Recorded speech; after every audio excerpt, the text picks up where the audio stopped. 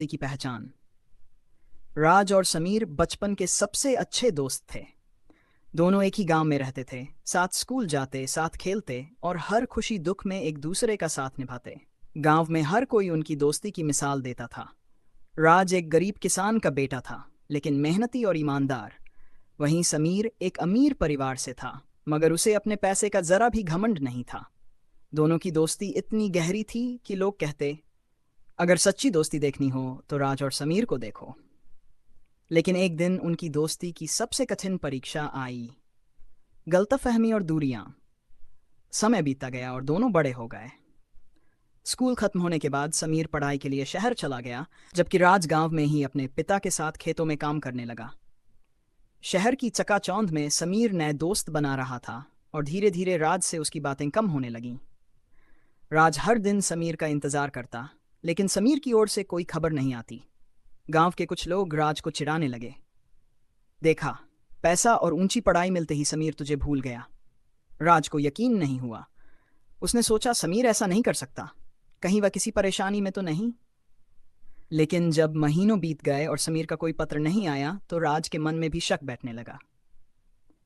समीर की वापसी और राज की नाराजगी। 3 साल बाद समीर शहर से वापस गांव आया। अब वह पहले से भी ज्यादा अमीर और स्टाइलिश लग रहा था। गांव के सभी लोग उससे मिलने आए, लेकिन राज वहां नहीं था। समीर सीधा राज के घर पहुंचा और उत्साह से बोला, भाई मैं वापस आ गया। लेकिन राज ने उसे ठंडी नजरों से देखा और गुस्से में कहा, क्यों आए हो? अब मैं तेरा दोस्त नहीं हूं। जब तुझे मेरी जरूरत थी तब मैं तेरे साथ था, लेकिन जब मुझे तेरी जरूरत थी तब तूने एक बार भी मुड़कर नहीं देखा। समीर को यह सुनकर झटका लगा। उसने दुखी होकर कहा, राज तू ऐसा कैसे सोच सकता है? मैं तुझे कभी नहीं भूला। राज ने तीखे लहजे में जवाब दिया, तो फिर तूने कभी खत क्यों नहीं लिखा? कभी गांव क्यों नहीं आया? दोस्ती का मतलब सिर्फ अच्छे दिनों में साथ रहना नहीं होता। समीर की आंखें भर आईं। उसने धीरे से कहा, भाई मेरी बात सुन। सच्चाई सामने आई। समीर ने गहरी सांस ली और बोला, राज मैं तुझे सच बताने आया हूं। जब मैं शहर गया तो मुझे बहुत संघर्ष करना पड़ा। पढ़ाई के लिए पैसों की ज़रूरत थी, लेकिन मेरे पापा ने मुझसे कह दिया कि अगर मुझे कुछ बनना है तो अपने दम पर बनूं।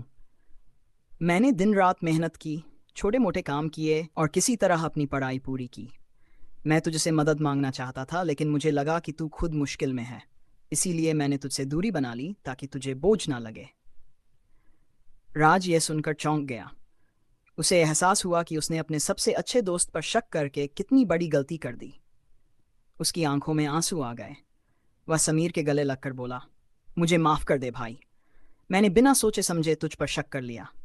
समीर मुस्कुराया और बोला, पागल, दोस्ती में माफी कैसी? सच्ची दोस्ती की जीत। इसके बाद राज और समीर की दोस्ती पहले से भी ज्यादा गहरी हो गई। उन्होंने समझ लिया कि सच्ची दोस्ती समय, दूरी या परिस्थितियों से नहीं टूटती,